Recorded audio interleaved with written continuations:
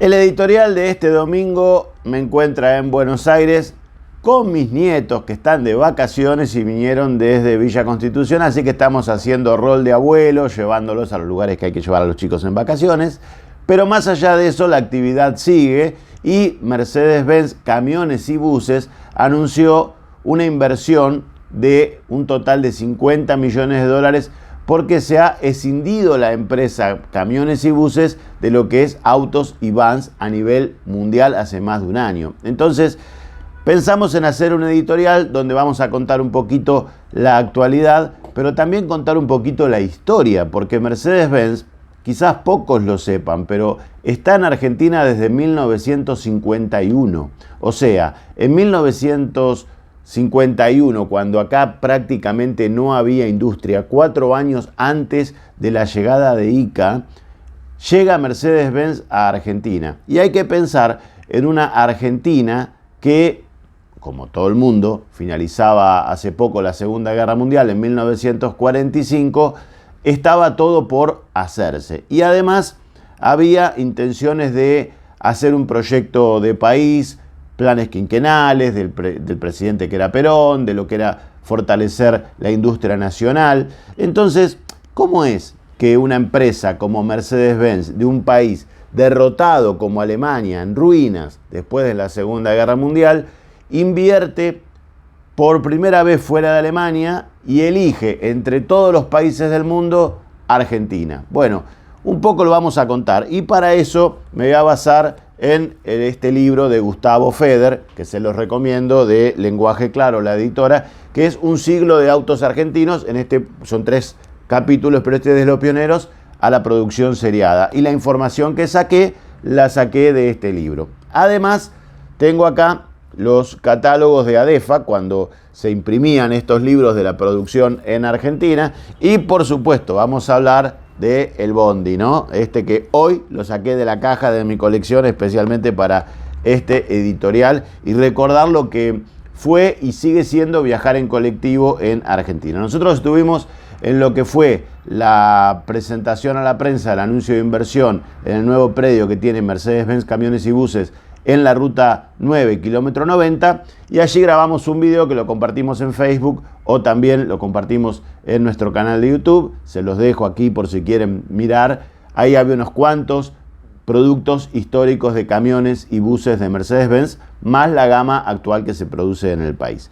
Pero haciendo un poquito de historia, cuando en 1946 teníamos un parque de 143.000 camiones y camionetas en Argentina, se notaba la falta de renovación de ese parque. Era viejo, era obsoleto, era escaso.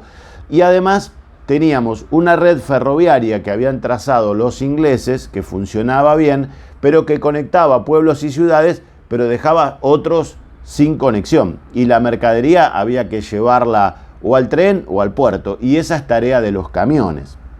Entonces, había que renovar todo eso. Ahí surge un personaje que es José Antonio, que estaba muy ligado al gobierno de Perón, y le dan como misión buscar inversiones para una fábrica de camiones, de colectivos, de buses en Argentina. Tiene 2 opciones. Se va a Estados Unidos a tratar de convencer a General Motors. La respuesta fue tajante: no pensamos invertir en Argentina, por lo menos en los próximos 50 años. Pero le mostraron lo que es la fábrica en Detroit, cómo producían ellos, y al ver esto se da cuenta de la importancia que es tener una industria automotriz nacional, cómo genera trabajo, cómo va haciendo que más gente se sume a la cadena de valor y no es solamente ensamblar como se hacía en nuestro país con un régimen CKD automóviles o camiones. Entonces, el plan B era ir a Alemania, ir a ver a Mercedes-Benz, que hacía muy poquitito había salido de la Segunda Guerra Mundial. Y así, para 1951, Mercedes-Benz decide importar, fabricar en Argentina, y José Antonio es nombrado presidente de la empresa y además accionista. Gran parte del capital lo puso él. Y hay que tener en cuenta que antes de esto, de lo que se traía a la Argentina importado, porque acá faltaban divisas, no es una cuestión de ahora, faltaban dólares, más o menos la mitad de esos camiones y colectivos se destinaban a organismos oficiales, a sindicatos, a empresas con los funcionarios, y la otra mitad se dedicaba al mercado interno, pero con un sobreprecio de 150%. ¿Le suena más o menos parecida a la historia de Argentina? Bueno, así era. Entonces, lo que se necesitaba era un abastecimiento en lo posible nacional. ¿Cómo se empieza una industria donde no hay nada? Esa es la idea. Para el 6 de septiembre del 51 nace Mercedes-Benz y había también un contrato de 500 trolebuses que se pensaban traer al país.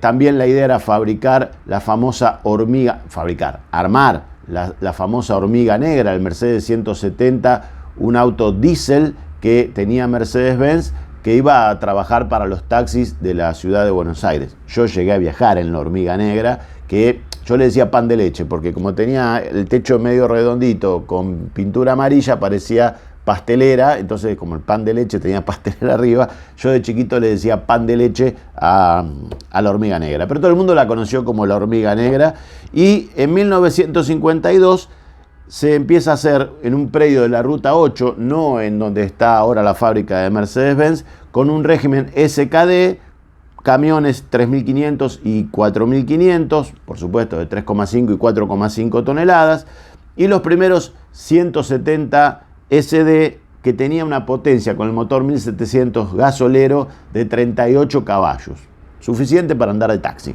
¿sí? Y al año de producción de ese primer predio en la Ruta 8 habían salido 1.196 Mercedes-Benz hormiga negra, el 170, y 893 camiones, ya teniendo integración de cubiertas, cámaras, el tanque de nafta y por supuesto la caja de carga, que era nacional. Antes de eso, los ómnibus se importaban mayormente los chasis. Era muy raro, pero había también ómnibus totalmente completos que se importaban al país, pero se importaban los chasis con el motor porque acá había una incipiente industria carrocera, que siempre nos destacamos en Argentina, inventores del colectivo, de hacer las carrocerías para estos vehículos. Entonces había competencia, había variedad, y los primeros colectivos eran realmente muy chiquitos, con muy pocos asientos y con la puerta delantera, ¿no? O sea, recién muy avanzado. Este L112, LO112, es de 1965, cuando sale el 112. Y realmente ya tenía las tres puertas, como lo tenían también los convencionales de última serie. Pero eso era un acierto, porque la famosa frase "corriéndose para el fondo que hay lugar", que repetía el chofer cuando se atascaba el colectivo en la parte delantera, viene de que los primeros bondi no tenían puerta atrás. Entonces, si usted no iba hasta una parte final del recorrido, o conocía el recorrido y sabía que donde usted se bajaba ya el colectivo iba a quedar más o menos vacío, ir hasta el fondo y quedarse en el fondo era una molestia, porque después había que atravesar una manada de gente ahí, todas apretados, para poder bajar por la única puerta, que era además por la donde subían los pasajeros. O sea, era realmente algo mal pensado. Pero bueno, eso también forma parte de nuestra historia. Y lo que les contaba, ahí arranca Mercedes-Benz, y el 4 de septiembre del 52 nace Mercedes-Benz Argentina Sociedad Anónima. Fangio no tiene nada que ver con esta etapa de la empresa. Hay mucha gente que cree que Mercedes-Benz nace por Fangio. Fangio en el 51, que la Fórmula 1 había arrancado como categoría en el 50, estaba corriendo en Alfa Romeo. O sea, nada que ver la relación Fangio-Mercedes-Benz, que va a ser importantísima muchos años después, cuando Fangio esté corriendo con la empresa y gane 2 títulos. Pero además, para mayo del 53, adquieren unos terrenos en una fábrica abandonada que iba a construir tractores en el kilómetro 43,5 de la Ruta 3, González Catán. 217 hectáreas. Calculen que ahora, para esta nueva etapa, han comprado 20 hectáreas, ¿no? Imagínense lo que eran las dimensiones y los costos de la tierra en esa época y lo que es ahora. Y allí empezaron a hacer 600 camiones y buses por mes, y unos 130 hectáreas de esas 217 se destinó para un barrio, Ciudad Jardín, para los obreros, o donde se puso escuelas y todo lo necesario para que la gente fuese a vivir a González Catán y poder tener la mano de obra trabajando cerca de la fábrica. O sea, un país que estaba pensando en industrializarse y que había que armar todo de cero. Y además, Mercedes-Benz fue pionera también en poner una escuela técnica para que los alumnos egresados de esa escuela tengan las capacidades como para encontrar rápidamente trabajo en la fábrica, porque se precisaban técnicos, se precisaban gente que sepa manejar todas las máquinas que se necesitaban para armar camiones y colectivos en el país. Y para 1954, Mercedes-Benz compra su edificio sede en la Avenida del Libertador, aquí en Capital, al 2400, un edificio que yo llegué a conocer, lógicamente, ya como periodista en los 90, que era emblemático, donde todo el mundo conocía las oficinas de Mercedes-Benz, donde Fangio tuvo su oficina, y esa oficina se trasladó al Museo Fangio de Balcarce. Hace poco estuvimos en Balcarce y le mostramos la oficina exactamente intacta de Juan Manuel Fangio, que era presidente honorario de Mercedes-Benz Argentina, está ahora en el museo, es de ese edificio. Un edificio que en algún momento un presidente de Mercedes-Benz Argentina decidió vender, en una operación poco clara, que algún problema les trajo, lo vendió para que hagan un edificio y alquiló oficinas en Puerto Madero, ¿no? Obviamente no quedó muy en claro cómo fue esa operación de la venta de la sede de Mercedes-Benz. Y en 1955 ya teníamos chasis, ejes y cajas de cambios nacionales para una empresa que había arrancado en 1952, haciendo realmente mucha integración nacional. Ahora, en el 55 cae el gobierno de Perón, viene la llamada Revolución Libertadora, a mis padres los agarró de luna de miel en Córdoba, un momento muy desagradable que siempre contaban que estaban de luna de miel en el 55, y la empresa es interdictada el 4 de octubre del 55 por decreto de los militares. O sea, no es todo maravillas lo que pasó Mercedes-Benz a lo largo de 72 años de historia en el país. Tuvo altos, bajos, caídas, trepadas, de todo, pero las pasaron todas, lógicamente. Y también hay un cierre en julio del 56 de la planta de San Martín, donde se producen 770 despidos y lo poco que queda de producción pasa a González Catán.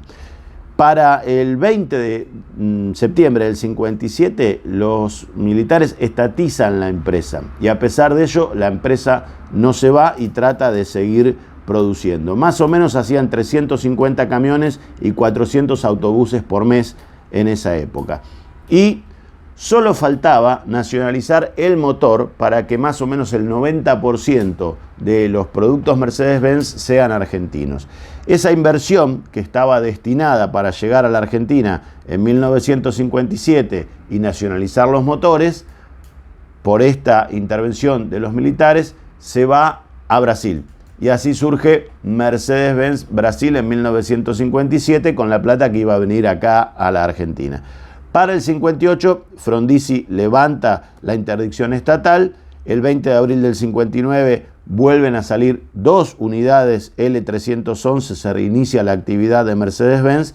Y para ese 1959 son 243 chasis L312 y 205 LO312 lo que sale de la fábrica. Eso para darles una idea de lo que es el origen de la empresa y la situación que tuvo que pasar y cómo llega Mercedes-Benz a Argentina y la importancia que tiene porque nos permitió con sus productos crecer como país. Realmente, si uno dice un camión que le dio a la Argentina su desarrollo, es el Mercedes-Benz 1114. Eso está más que claro, que surge en 1967. Y realmente ese camión era un camión de reparto, un camión de media distancia, no estaba pensado para lo que se le usó acá de transportar mucho más de lo que estaba previsto por distancias el doble o el triple de largo que lo que tenía como destino el camión. Pero estaba tan sobredimensionado en su fabricación que realmente el camión cumplió y sigue cumpliendo, porque los 1114 siguen trabajando, se fabricaron hasta el 88, siguieron cumpliendo con esa tarea. Hay verdaderos fanáticos de los camiones de Mercedes-Benz en el país, empresa que normalmente fue líder en autobuses y normalmente fue líder en camiones. Después, distintos contextos fueron saliendo competidores para ello, pero no lograban, en muchos casos por el lobby que tiene Mercedes-Benz para la venta de camiones, de buses, fundamentalmente colectivos, no lograban hacerle contra. Pero yo recuerdo, en Mar del Plata, yo me fui a vivir a Mar del Plata en el 72, la empresa que yo más usaba de colectivos era la marplatense, blanco y azul, que tenía la línea 591, 92, 93 y 94, pasaba por la avenida Independencia, y eran todos Mercedes-Benz. Había dos Bedford, que eran los más viejitos, pero rápidamente salieron de circulación, pero el resto eran todos Mercedes-Benz. Y por lo general, el 90% de los colectivos que se veían en Mar del Plata eran Mercedes-Benz. Había algún Chevrolet que usaba la OTNE, la 581. Me acuerdo que habían Ford el B7000 que lo usaba la 531 y 32, pero eran 2 o 3 colectivos que había de esos nada más. Los Bedford desaparecieron. Algún Dodge llegué a ver hecho colectivo, una cosa rara que uno dice, vaya a saber por qué terminó ahí. Pero los intentos de las demás marcas por competirle a Mercedes-Benz, realmente por motivos que el producto no lo hacía o porque la empresa tenía un lobby con las empresas de colectivos mucho más lógico, no lograron hacer que eso sea realmente exitoso. Ahora bien, el colectivo, ¿no? El que nosotros tomábamos cuando íbamos al colegio, al secundario, que seguramente si usted tiene más o menos mi edad, lo recordará. Era toda una cosa, un arte en Argentina, porque esto estaba todo fileteado, estaba todo decorado, tenía toda la posibilidad el chofer de invertir parte de su salario en mejorar su unidad. Y había de todo, estaban los que eran también las cooperativas y los que tenían unidades propias que manejaba el chofer, el dueño, su unidad. Pero, a ver, ¿quién no recuerda Rolando Rivas Taxista, ¿no? En el 72, 73. Después vino Un Mundo de 20 Asientos con Claudio Lebrino, que era la novela que había que mirar en ese momento y era la historia arriba de un 60, de la línea de colectivos que andaba por Buenos Aires. Entonces, esto para nosotros marcó toda una época. ¿Y qué era esto? Era un colectivo que se hacía con la trompa de un 1112 o un 1114, con, en el mejor de los casos, el parabrisas se entregaba cortado y el resto era el chasis. Y después cada una de las carrocerías se encargaba de darle la forma y el formato definitivo a cada carrocería. Y así supimos tener el Indio, Supercar, La Favorita, Ugarte, tantas empresas, Ala, ¿no? Tantas empresas de carrocería que buscaban diferenciarse una de otras. Y yo que iba al colegio, el primario lo hice caminando, desde Catamarca y Alvarado hasta Gascón y Mitre, que estaba a la escuela 6 y sigue estando ahí en Mar del Plata, era caminando. Y volvíamos caminando. Y le hablo de quinto grado, ya iba solo al colegio. Hoy a mis nietos no los dejan ir solo a dar la vuelta a la manzana, pero es otro mundo. Íbamos caminando. Y después el secundario, íbamos en colectivo. Entonces, este colectivo era lo que nos permitía ir al colegio, salir los fines de semana, ir a gimnasia los sábados a la mañana, ir al centro a comprar lo que sea, o simplemente movilizarnos. Y uno normalmente no recuerda, si no vivió, lo que era el trabajo del conductor, el colectivero, como le decíamos, que tenía que manejar un camión, porque esto no dejaba de ser un camión precisamente, que todo lo que tenía que hacer este hombre, manejar la dirección que tenían esos colectivos, la caja de cambio que tenían esos colectivos, recordar el recorrido, si era nuevo, las paradas, cada 2 cuadras había una parada, pero además tenían para dar las monedas el vuelto, ¿no? Con distintos tipos de monedero para dar el vuelto. Y lo hacían con una rapidez Y uno, que tenía frío a la mañana en Mar del Plata, el billete para pagar lo tenía así, hecho un bollo en la mano. O sea que cuando subía, se lo dabas así, en el mejor de los casos se los tirabas un poquito al colectivero, pero si no se lo dabas así, el tipo te lo agarraba, lo tiraba ahí en el costado, por lo general algunas carrocerías tenían más espacio para poner ahí billetes, lo tiraba ahí, te daba el vuelto, te daba el boleto, por supuesto, si sacabas el Capicúa, que se podía leer al derecho o al revés al mismo tiempo, un boleto de 5 números, te lo guardabas, históricamente coleccionabas Capicúas. Y, por supuesto, todo lo que había después que él tenía que hacer, manejar, pasar los cambios, a estar atento al tránsito, a los semáforos, el timbre que le tocaban pidiendo la parada, el que no conocía el recorrido le decía, perdón, ¿este va al casino? Sí, señor, todos los bondis en Mar del Plata pasan por el casino. Bueno, me avisa, por favor, cuando llegamos al casino, cuando llegamos a Plaza Italia en Capital. Él tenía que acordarse de todo. Y además, pedirle a la gente que se corra para el fondo, estar atento si había carterista, avisarle a la gente, ojo, están los amigos de lo ajeno, y uno seguida hacía así para decir, a mí no me chorearon. Eran cosas que se vivían a diario arriba de un colectivo. Y realmente lo increíble de esto es que uno tenía toda una vivencia arriba de un bondi. Y esos bondi eran el 1114 de Mercedes-Benz. Es así. Entonces, por ejemplo, yo tomaba el colectivo 594, a las 7:12 pasaba ese colectivo. En Mar del Plata en invierno hacía 6, 7 grados bajo cero a esa hora. Y no se hablaba de sensación térmica, se daba la temperatura. Por ahí estaba lloviznando, por ahí estaba lloviendo. Mi mamá me daba el café con leche a la mañana, besito en la mejilla, con el desabillé, me cerraba la puerta y me decía, arreglate.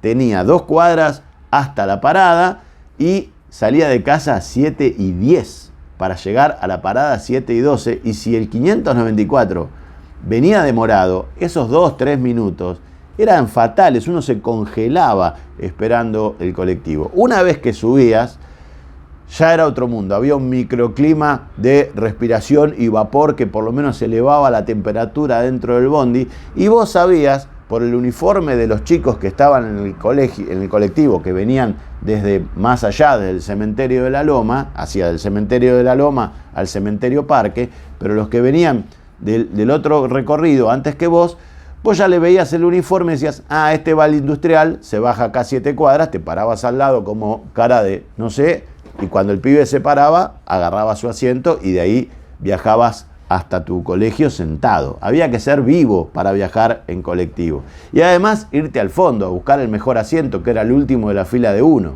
Ese era el mejor. Adelante no, porque si se subía una persona mayor o algo, le tenías que dar el asiento, una embarazada. No servía ir adelante, había que ir lo más atrás posible. Si era última fila, mejor. Y ahí darle hasta el colegio. Increíblemente, yo vivía en línea recta por la calle Avellaneda a 22 cuadras de mi colegio. O sea, pero no había ningún colectivo que haga ese recorrido. Entonces el colectivo seguía por Independencia, doblaba 9 de julio, pasaba por el casino, pasaba por la costa, después pasaba por la terminal de ómnibus y empezaba ahí un recorrido diferente cada ramal, el 91, el 92, el 93, el 94, cada uno pegaba un recorrido distinto y el que a mí me servía solamente era el 94, que me dejaba a 5 cuadras del colegio y eso había que hacerlo caminando con un frío. Y además no había mochila para llevar los útiles. Las carpetas se llevaban en la mano con una cinta, con una banda elástica que agarraba todo y esta mano se te congelaba, que no sabías cada cuánto cambiar de mano y meter la otra en el bolsillo para poder resguardarte. ¿Ustedes preguntan por guantes? No usábamos guantes. No sé, era una cuestión de que si usabas guantes no eras hombre. Tonterías de la época, pero no usábamos guantes. Se nos congelaban las manos. Y así era ir hasta el colectivo. Y además, como la marplatense tenía 50 unidades, yo conocía los números de interno de cada colectivo, sabía la carrocería de cada colectivo, si era ala, supercar, conocía si un colectivo era nuevo, no por la patente, sino porque lucía diferente el colectivo que venía, conocía a algunos choferes, me he hecho amigo de algunos choferes del colectivo y lo más grandioso era cuando el chofer te decía, ¿qué haces? Pasá, y no te cobraba el boleto y con eso tenías un par de facturas gratis en el colegio porque te ahorraste el pasaje. Todas vivencias que vivimos arriba de esto, del 11-14. Así que la importancia que tiene Mercedes-Benz en Argentina con esto. Ahora, ¿qué pasó después con la empresa? Sigue en González Catán, por supuesto, sigue haciendo su fuerte, camiones y buses. En los 80 traen autos. Yo me acuerdo de un concesionario Loncohue que estaba en Seguí y Salguero, a la vuelta de la casa de mis tíos, que era raro un concesionario Mercedes, porque tenían colectivos pero sin carrozar, era una trompa con un chasis, no era atractivo entrar al concesionario. Vos ibas a un concesionario de Ford, de General Motors, de ICA Renault, y era un show de modelos. Acá era todo triste, era otra cosa entrar a un concesionario de Mercedes, pero el negocio de ellos era otro. Y cuando traen los autos Mercedes-Benz, hubo gente que fue a comprar autos, pero por supuesto no se tenía una experiencia en vender autos de alta gama. Por lo general se vendían esos autos a los dueños de las empresas que tenían relación con ellos. Siempre el fuerte de Mercedes-Benz fue camiones y colectivos. Y todo cambia cuando llegan los 90 y ahí hay que pensar en una red de camiones por un lado y autos por otro, y además después llega la Sprinter, que pasa a ser realmente importantísima en el mercado de furgones hasta el día de hoy, y fluye por ahí Mercedes-Benz y empiezan a dividir concesionarios, algunos que se dedican a camiones y colectivos, Colcar por ejemplo es uno famosísimo, otros que se dedican a autos, y también lo que hay que tener en cuenta es que ahí surge Daimler-Chrysler, la unión de Chrysler y Daimler-Benz, que eso se transforma en Argentina en una fusión bastante compleja, por la cual cierra la fábrica Chrysler en Córdoba, pasa toda la producción a estar en González Catán para Mercedes y con eso compensar las importaciones y exportaciones, pero nunca cuajó esa unión americana-alemana, así que eso no funcionó muy bien hasta que se separan, viene la posibilidad de retomar lo que es Mercedes-Benz, y ahora esta decisión es realmente extraña, porque si uno le pregunta a la gente de Mercedes-Benz por qué se toma la decisión de escindir las compañías, dicen, bueno, porque así cada uno se puede dedicar mejor a lo suyo, ¿no? Bueno, ahora, para Mercedes-Benz Argentina, esto pasa a ser un problema porque la fábrica hoy tiene más producción de Sprinter, que quedó con los autos, que de camiones y buses, que prácticamente se está haciendo un armado en nuestro país, casi como un CKD, porque la producción de camiones había pasado en su totalidad a Brasil, producto de que no supimos defender nuestra industria nacional y permitimos que se vayan a Brasil en muchos casos la totalidad de la producción. Y ahora lo que tienen que hacer es separar las dos empresas. Y de la parte administrativa es fácil. Alquilamos una oficina y ya tenemos la empresa en otro lado. Ahora, de la parte operativa para la producción es realmente difícil.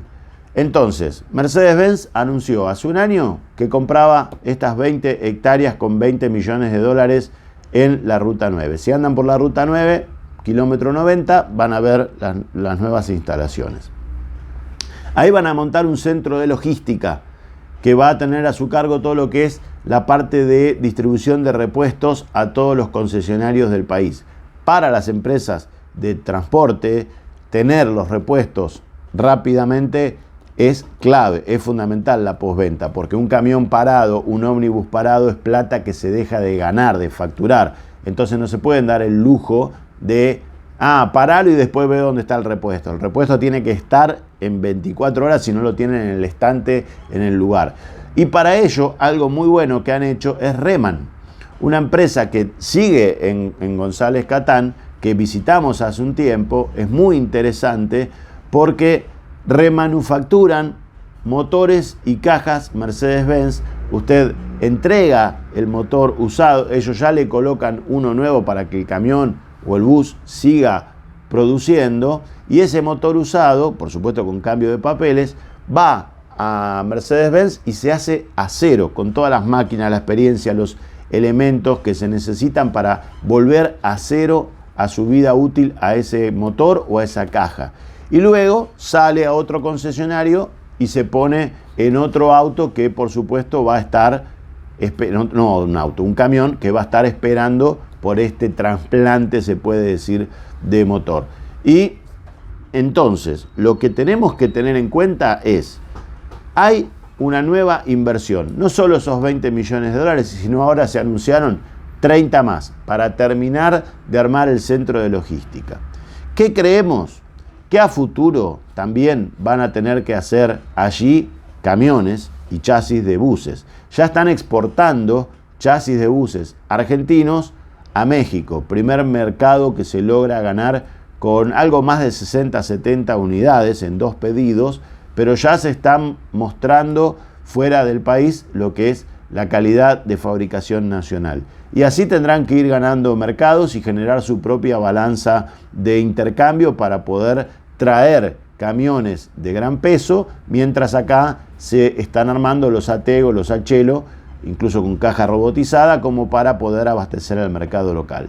Hoy Mercedes-Benz está corriendo en desventaja frente a los productores locales como Iveco, por supuesto, que tiene mucho más disponibilidad de producto y le ha ganado el mercado por disponibilidad, como pasa en la industria de los autos. El que fabrica algo nacional tiene más volumen y por eso es el más vendido. Pero la idea de la empresa es reconstituirse, separada de lo que es vans y autos, y tienen todo por hacer. Y realmente hemos visto a gente muy comprometida con esta causa, que está muy entusiasmada con esta nueva etapa, y lo que vemos, que a nosotros nos preocupa, es este decreto que sacó el gobierno actual del régimen CKD, que permite que las piezas importadas paguen menos arancel en lugar del 35 al 14, que la integración nacional sea muy baja, apenas un 15% de aquí 10 años. Entonces esto le cae como anillo al dedo no solo a Toyota para hacer Hi-Ace, sino a Mercedes-Benz Camiones y Buses para nacionalizar algo en Argentina. Pero estamos, casi le diría, en las antípodas de lo que le conté de la historia original, cuando llega a la Argentina en el 51 y para el 53 ya tenía gran parte de la integración nacional. Hay que ver qué es lo que quiere hacer la empresa, qué es lo que puede hacer la empresa, qué va a pasar con el próximo gobierno, si valida este decreto para que se hagan piezas como CKD, que se hagan autobuses, camiones o nuevos elementos con esto o no. Por supuesto hay que ver quién va a ser gobierno, si el actual u otro. Así que todo eso está por verse. Pero lo cierto es que nació una nueva estrella dentro de la estrella mayor que era Mercedes-Benz.